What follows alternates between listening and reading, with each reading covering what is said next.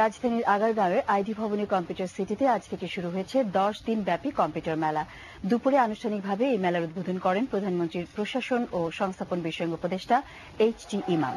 এ সময় তিনি জানান, তথ্য প্রযুক্তিকে তৃণমূল পর্যায়ে নিয়ে যেতে ইতিমধ্যেই দেশের 4,500 ইউনিয়ন পরিষদে ইউনিয়ন তথ্য কেন্দ্র চালুর উদ্যোগ নেওয়া হয়েছে। এছাড়াও তৃণমূল পর্যায়ে সরকারি কর্মকর্তাদের তথ্য প্রযুক্তি বিষয়ক প্রশিক্ষণের ব্যবস্থাও করা হয়েছে বলে জানান তিনি। আগামী 22 জানুয়ারি পর্যন্ত এই মেলায় কম্পিউটার সিটির 160টি প্রতিষ্ঠান অংশ নিচ্ছে। মেলায় কম্পিউটার ছাড়াও তথ্য প্রযুক্তির বিভিন্ন পণ্য পাওয়া যাবে বিশেষ মূল্য ছাড়ে। মেলার মূল পৃষ্ঠপোষক হিসেবে রয়েছে তারহীন দ্রুতগতির ইন্টারনেট সেবাদানকারী প্রতিষ্ঠান বাংলা লায়ন।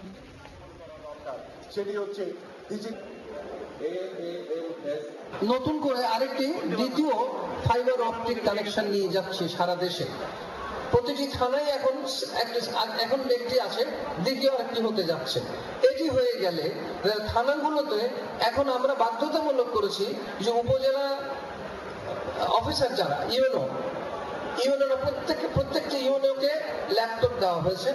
তাদেরকে প্রতি মাসেই ট্রেনিং দেওয়া হয়।